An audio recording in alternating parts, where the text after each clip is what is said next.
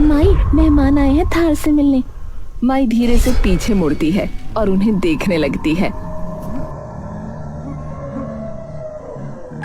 ये अजमेर में रहती है या पूरा अजमेर ही इनका है? क्या शानो शौकत है यार। कैसी है छोरी? जी ठीक हूँ माँ।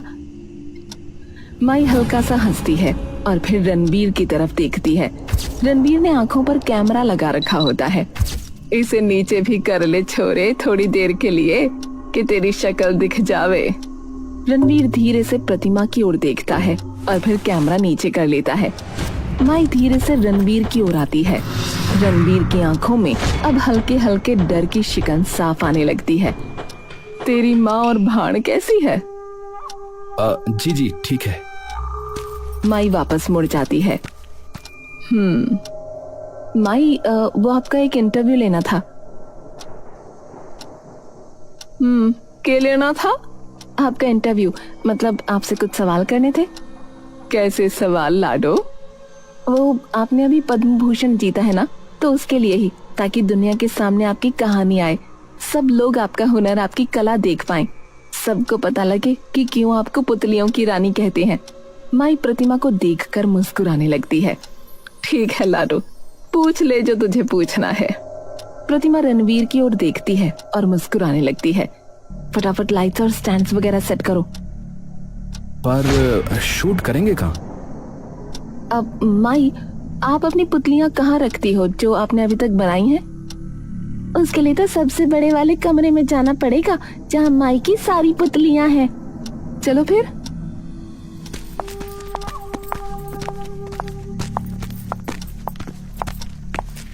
रणवीर और प्रतिमा कमरे में चारों ओर नजर घुमाते हैं। सभी पुतलियों को देख उनकी आंखें चकाचौंध हो जाती हैं। वाह माई, ये पुतलियां तो बहुत सुंदर हैं। धन्यवाद लाडो। रणवीर, सेटअप लगाओ फटाफट। जी। रणवीर स्टैंड्स वगैरह पर लाइट लगाता है और एक स्टैंड पर कैमरा माउंट करता है और 2 कुर्सियां लगाकर पूरा सेटअप लगा देता है। माई और प्रतिमा आकर कैमरे के सामने बैठ जाते हैं। प्रतिमा माई के ब्लाउज पर एक माइक लगा देती है और एक अपनी कुर्ती पर। रणवीर, तुम सारी पुतलियों के शॉट्स रिकॉर्ड कर लो और अच्छे से करना। मैं इतने माई को ब्रीफ दे देती हूँ शो का। रणवीर कैमरे से पुतलियों को रिकॉर्ड करने लगता है।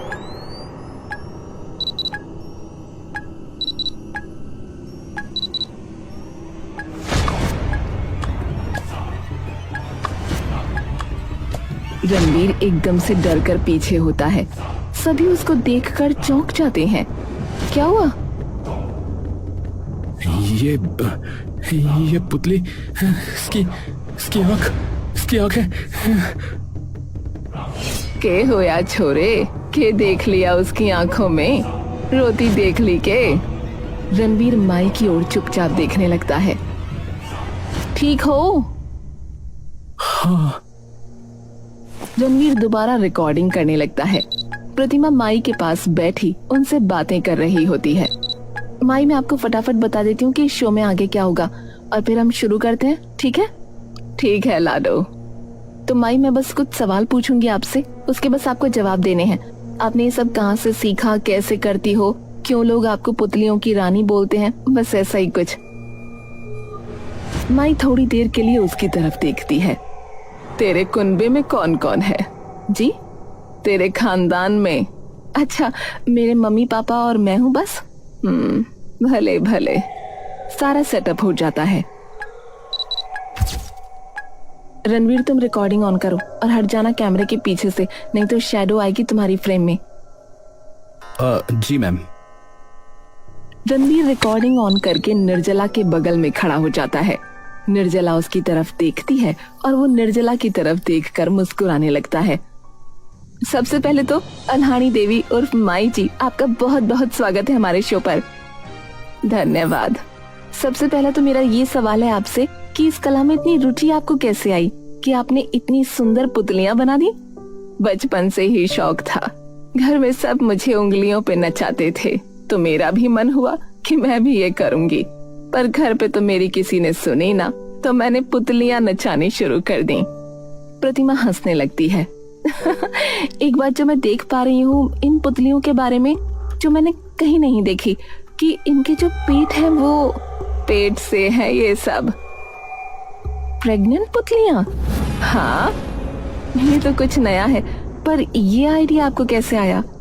माँ होना बहुत सौभाग्य की बात है। औरत सबसे ताकतवर तब होती है जब वो माँ बनती है। तो बस यही है कि ये पुतलियां सबसे ताकतवर हैं, क्योंकि इन्होंने माँ का रूप धारण कर रखा है।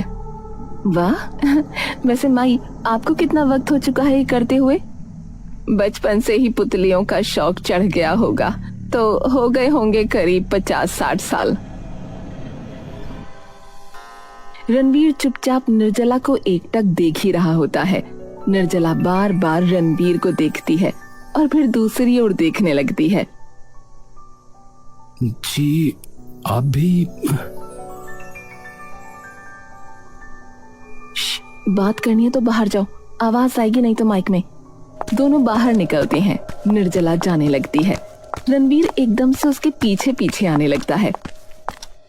अब एक मिनट, आपसे बात।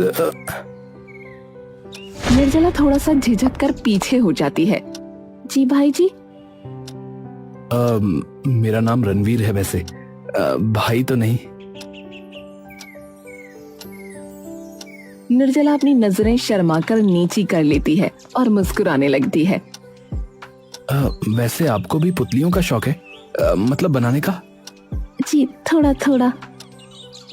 अच्छा, वैसे आपका पूरा घर अभी तक नहीं देखा मैंने, तो आप दिखा सकती हैं? जी। निर्जला पीछे मुड़कर उसे ले जाने लगती है। हवा से निर्जला का दुपट्टा उड़कर उसकी कमर से थोड़ा थोड़ा हटने लगता है। तभी रणवीर निर्जला की नंगी कमर की ओर देखने लगता है, जो कि उसके ब्लाउज और घाघरे के बीच से दिख रही होती है। आपको वैसे किसी और चीज का शौक है? जी। पूछ सकता हूँ किसका? जी, गाने का शौक है थोड़ा। अरे वाह, कुछ गा के सुना सकती हैं प्लीज? अभी? हाँ, यहाँ तो आसपास वैसे भी कोई नहीं है। निर्जला शर्माकर सिर झुका लेती है और हाँ कर देती है। माई और प्रतिमा बैठे हैं और इंटरव्यू चल रहा है। तो आपकी बेटी निर्जला को भी शौक है इस चीज का? थोड़ा बहुत कर लेती है, सीख रही है अभी। पर माई, कठपुतलियां तो आपको भी पता है, कला सदियों से राजस्थान में खूब प्रचलित है, लेकिन आपकी पुतलियां इतनी न्यारी और इतनी सुनहरी हैं। मैंने और हमारे कई दर्शकों ने तो बल्कि ये तक सुना है, जब आपकी कठपुतलियों का खेल होता है तो जो भी उन्हें देख रहा होता है उन सबको ये लगता है मानो ये कोई असलियत के इंसान है। इतना उन्हें आपकी पुतलियां असली लगती हैं। तो इसकी वजह आपको क्या लगती है कि क्या है? इसकी वजह लाडो, इसकी वजह पुतलीकार का मन, मतलब अच्छा, पुतलीकार हमेशा पुतलियों का इस्तेमाल ऐसे करेगा कि लोग ये भूल जाएं कि उस पुतली के ऊपर एक धागा भी बंधा है। सबको सिर्फ पुतली पुतली दिखे, धागा नहीं। ये सिर्फ वही पुतलीकार कर सकेगा जिसका मन उस धागे के द्वारा पुतलियों से बंधा हो, लोगों की तरह। लोगों की तरह? सबसे ज्यादा तुम्हें वही काबू करेगा जो तुमसे प्यार करने का दावा करता है। प्रतिमा चुपचाप बस अम्मा को देखती रहती है। प्रतिमा थोड़ा सा मुड़कर गेट के बाहर देखती है। प्यार करती है उससे? जी, पसंद करती है उस छोरे को जो तेरे साथ आया है। प्रतिमा थोड़ा सा शर्माकर नजरें झुका लेती है। समझ गई। और वो करता है? हाँ, बहुत बार कहा है उसने। मैंने करने की पूछी है, फर्क है दोनों में लाडो। प्रतिमा कुछ देर माई की ओर देखती रहती है। ठीक है, अब तो अगला सवाल मेरा यह है कि आप वैसे मजाकिया बहुत है रणवीर जी। अरे वो तो बस आपकी हंसी इतनी सुंदर है कि मन करता है हंसता ही रहूं बार बार। निर्जला शर्मा के नजर झुका लेती है। वैसे मैंने आपको बताया कि आप कितना सुंदर गाती हैं। निर्जला शर्मा कर हंसती है।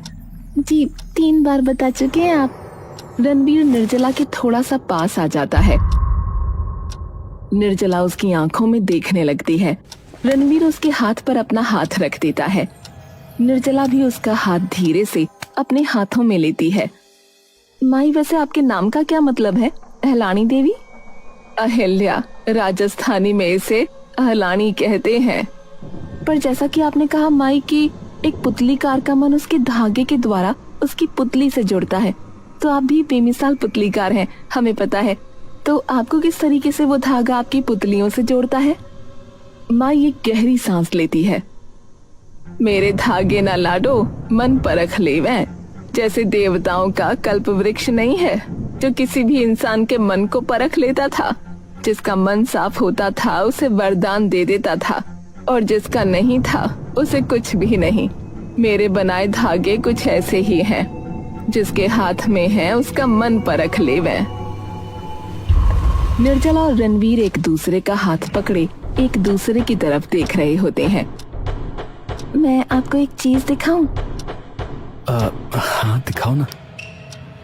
निर्जला बिस्तर के बगल में रखी एक ड्रॉर में से कुछ चमकते हुए सफेद धागे लाती है और रणवीर को दिखाने लगती है। वो धागे चमक रहे हैं और उनमें से सफेद ऊर्जा ऊपर नीचे बह रही है। रणवीर उन धागों को देखकर दंग रह जाता है। अब ये क्या है? माई के खास धागे।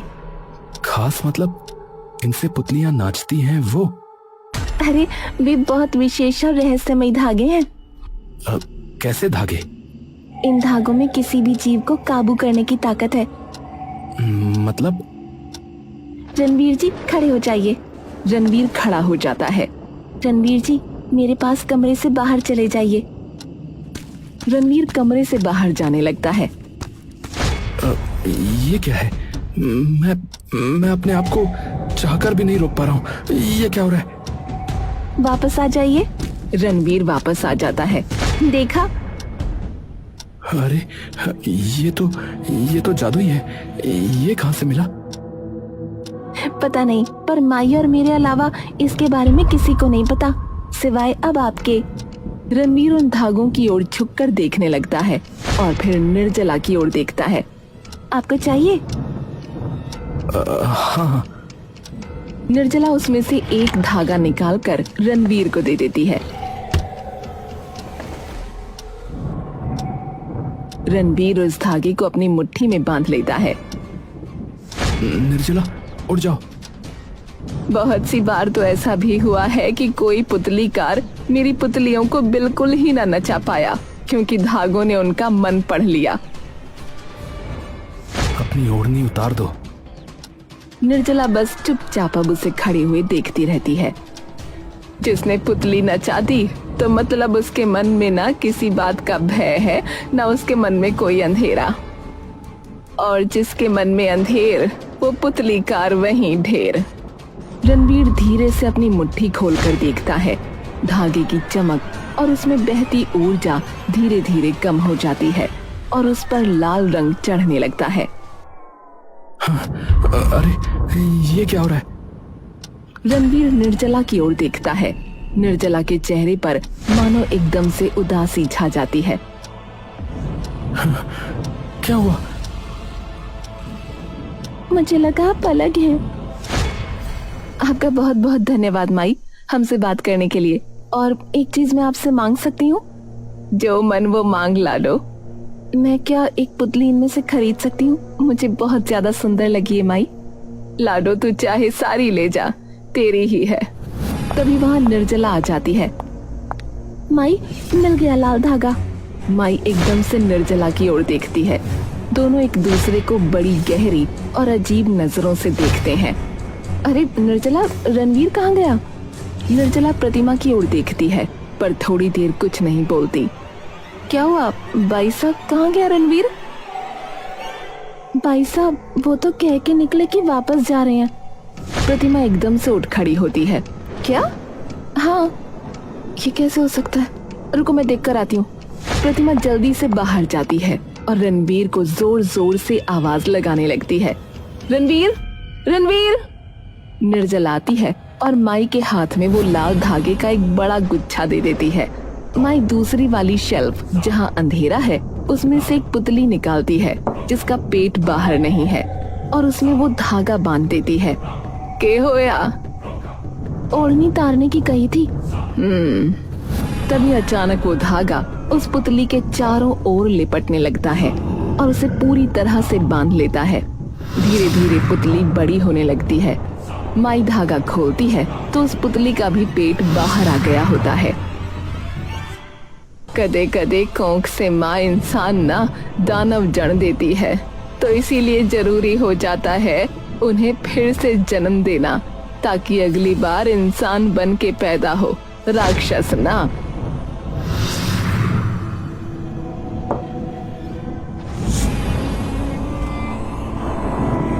रणवीर, रणवीर,